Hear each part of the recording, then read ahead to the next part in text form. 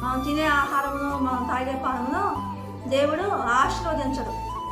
అలా మన క్రియలు సరిగా లేకుండా, మన ప్రవర్తన సరిగా లేకుండా మనం ఆహారం తినే వారంగా ఉంటే, మనం పానమును తాగే వారంగా ఉంటే దేవుడు దీవించడు, దేవుడు ఆశీర్వదించడు.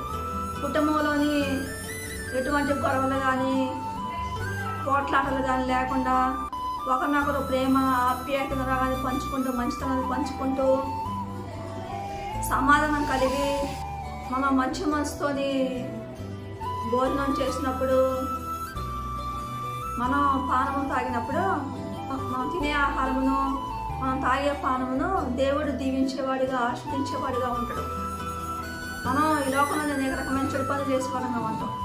దొంగతనం కానీ, అబద్ధాలు కానీ, బూతులు కానీ, పోట్లాట్లు కానీ, మనుషులను చంపటం కానీ, మనుషుల్ని ఏం ఆడబడితే ఆ మాట అంటాం, రకరకాల చెడు పనులు చేసే వారంగా ఉంటాం. అలా చెడు పనులు చేసి వచ్చి ఇంటికి వచ్చి ఆహారం తినే వారంగా ఉంటాం, పానమును తాగే వారంగా ఉంటాం. అలా తాగే వారంగా ఉంటే, అలా ఆహారం తినే వారంగా ఉంటే, పానమును తాగే వారంగా ఉంటే, మనం తినే ఆహారమును మనం తాగే పానమును దేవుడు దీవించడు, అది పాపమైపోద్ది అంటున్న దేవుడు. అందుకే ప్రతిరోజు మన ప్రవర్తన పరిశుద్ధంగా ఉండాలంట. మన క్రియలు దేవుని దృష్టిలో ఇష్టముగా ఉన్నప్పుడు, దేవుని దృష్టిలో మన క్రియలు పరిశుద్ధంగా ఉన్నప్పుడు, మనం తినే ఆహారాన్ని, మనం త్రాగే పానమును దేవుడు దీవించేవాడిగా ఆస్వాదించేవాడిగా ఉంటాడు. నిర్గమాకాండము 23వ అధ్యాయము 25వ వచనం చదువుకుందాం. నీ దేవుడైన యెహోవానే సేవింపవలెను, అప్పుడు ఆయన నీ ఆహారమును నీ పానమును దీవించును.